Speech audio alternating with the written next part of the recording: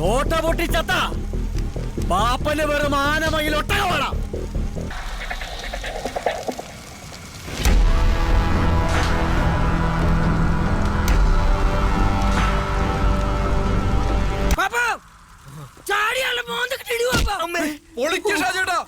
അവനൊന്നും പറയാൻ പാടില്ല.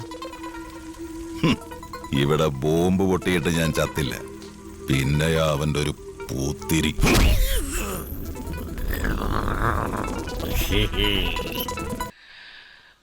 വല്ലാത്ത തലവേദന, ഞാനൊന്ന് കിടക്കട്ടെ.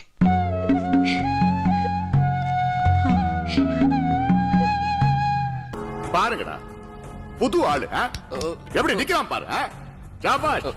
അങ്ങനെ വേണോ? വേണ്ടണ്ണ.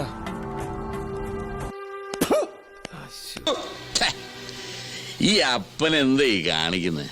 ഇതൊക്കെ നമ്മുടെ കൈ കിട്ടണമായിരുന്നു, അടിച്ച് കാലക്ക് കൈ കൊടുത്തേനെ ഇല്ലടാ.